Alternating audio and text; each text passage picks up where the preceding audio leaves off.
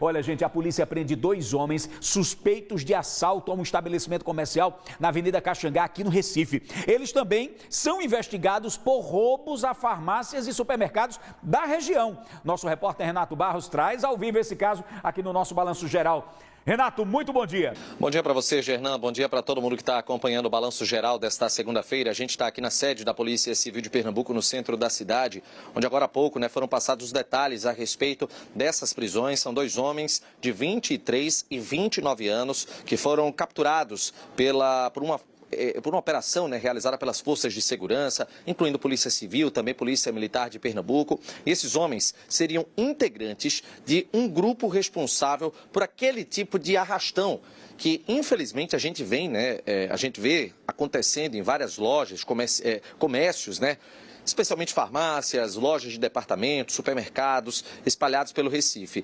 Nesse caso específico, essas prisões, elas aconteceram na última quinta-feira, no comecinho da tarde, pouco tempo depois que esses 2 homens, eles invadiram a loja de departamentos que fica localizada na Avenida Caxangá, no bairro do Cordeiro, exatamente com o mesmo modus operandi. O pessoal invade com várias pessoas e eles começam a recolher absolutamente tudo que vem pela frente, colocam em sacolas e saem na maior cara de pau. Não tem como a gente utilizar um outro termo senão esse. Realmente é muita cara de pau e é um crime isso que está acontecendo.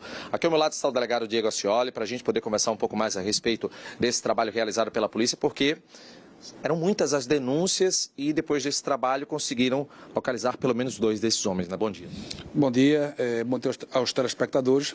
De fato, existiam não só denúncias, como também já boletins de ocorrência registrados por parte da loja, o estabelecimento comercial.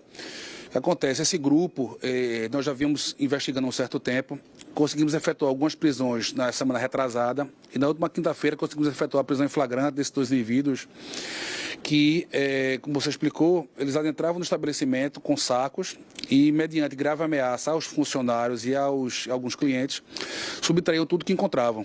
Então, quando os funcionários tentavam intervir, eles acabavam ameaçando, informando que tinham conhecimento de que aqueles funcionários trabalhavam lá, que poderiam voltar em seguida para fazer algum mal.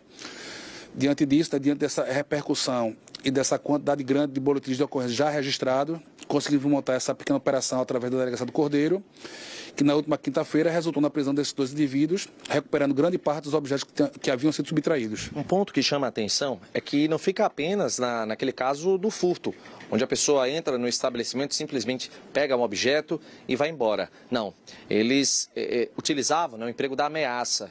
Quando um funcionário ele observava, ele ficava atento ao que estava acontecendo, quando ele descobria que ali estava sendo feito, estava sendo cometido um crime.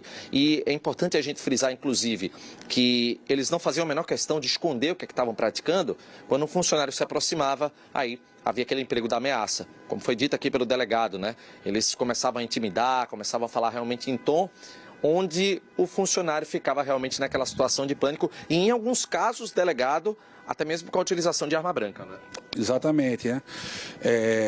Tivemos um entendimento que se tratava de roubo a partir do momento que existe uma grave ameaça do autor do crime para com o funcionário. Então, o judiciário da mesma forma, tanto é que na custódia eles tiveram a prisão em flagrante convertida em prisão preventiva. Então, em referência propriamente à arma branca, nós temos outros episódios, uma vez que existem pelo menos 11 inquéritos policiais em aberto só em referência a lojas americanas, em que eles utilizavam arma branca. Então, no começo, nos primeiros assaltos, quando os funcionários estavam em intervir, chegaram até a ser agredidos.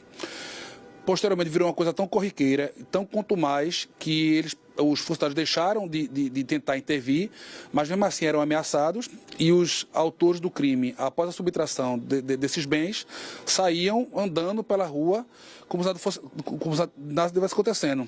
Então, nossa equipe do Cordeiro conseguiu efetuar essa prisão, dando essa boa resposta aí aos crimes praticados. E aí, somando a esses inquéritos referentes a especificamente uma das lojas, alvo desses bandidos, ainda tinham outros, são pelo menos 14 no total, referentes a esses 2 homens que fazem parte dessa organização criminosa que estava praticando esse tipo de ação ali naquela região da zona oeste do Recife. Mas até para tirar uma outra dúvida aqui com o delegado, além daquela área, Avenida Caxangá, bairro do Cordeiro, eles também tinham ação em outras regiões, como por exemplo aqui o centro do Recife? Isso, veja bem, esses 14 que nós temos em aberto é referência à área integrada 2, de segurança 2, né, que é justamente a área que nós trabalhamos. Mas existem outras investigações em outras delegacias, em outros bairros, que apontam a mesma modalidade criminosa desse mesmo grupo que foi feito agora. Então, assim, é possível que esses outros crimes praticados em outros bairros, como por exemplo Boa Viagem ou o centro da cidade, tenham esses mesmos indivíduos como autores do crime. Delegado, quando esses homens foram presos, eles confessaram, eles negaram a autoria desses crimes?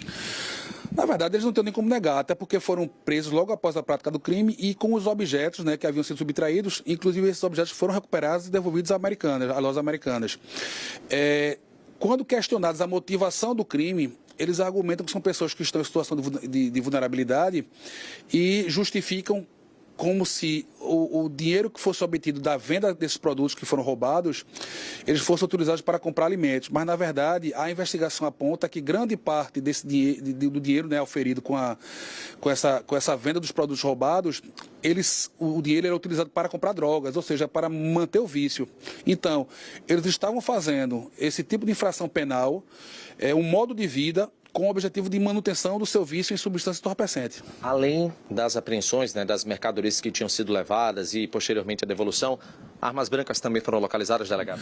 Nesse episódio específico, não. Nós temos, do mesmo grupo, outras prisões anteriores, dessa maneira inclusive retrasada, que nós apreendemos armas brancas. Inclusive, até um detalhe que, quando eu questionei desse outro episódio, a motivação e o rapaz, além de confessar o crime, ele dizia que se roubava de quem tem, ele não roubava de quem não tinha, só roubava de quem tinha, como se justificasse.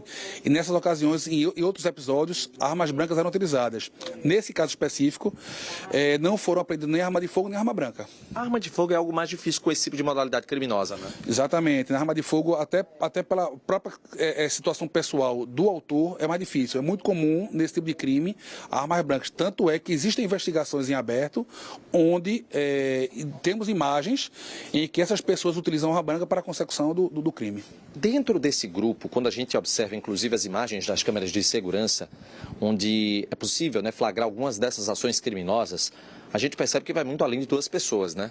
Eles chegam realmente em um grupo, com sacolas, começam a preencher essas sacolas com que eles vêm pela frente. A gente vê, inclusive, em uma das imagens, né, da câmera de segurança de uma farmácia, que eles estão pegando fraldas, por exemplo. Mas aí, quando a gente entra na farmácia, basta observar o que tem na prateleira. Cosmético, tem desodorante, tem muita coisa. E o que eles viam pela frente, eles colocavam nessa sacola. O que tivesse ali dentro já era o lucro dessa ação criminosa que era realizada por esses bandidos. E aí, dentro dessa ação, a gente observa que talvez a gente esteja falando de uma grande organização ou, delegado, de pequenos grupos que praticam esse mesmo tipo de crime em diversas áreas aqui do Recife. Isso. A gente... Toda vez que é noticiado um crime nessa modalidade, a gente acaba fazendo um confronto entre as imagens para tentar identificar e uniformizar quem serão os autores. Então, o que a gente observa é que existem pessoas, sempre pessoas em comum, que se juntam com outras pessoas aleatórias. Então, é possível que o grupo de fato seja bem maior do que o que nós temos. Porém, as investigações estão em andamento. Aos poucos, nós estamos conseguindo prender pontualmente essas pessoas, até que, de uma maneira definitiva, a gente consiga dar fim a esse tipo de modalidade, que está se tornando tão comum, inclusive. Felizmente, está se tornando bastante comum. Daqui a pouquinho, Gernan, a gente vai voltar aqui com o delegado Diego Ascioli para a gente poder também tirar algumas outras dúvidas referentes a esse tipo de caso, né, que aconteceu ali na zona oeste do Recife. A gente está falando, né, da área de atuação da seccional. Aí a gente abrange Espinheiro, Cordeiro, área de Água Fria, são algumas áreas aqui, tanto da Zona Norte como também da Zona Oeste do Recife. Esses crimes, especificamente falando, eles estavam acontecendo na Zona Oeste da capital pernambucana, mais especificamente ali na Avenida Caxangá. E aí, já já a gente vai voltar para trazer mais informações sobre esse caso aqui no Balanço Geral. É contigo, Gernan.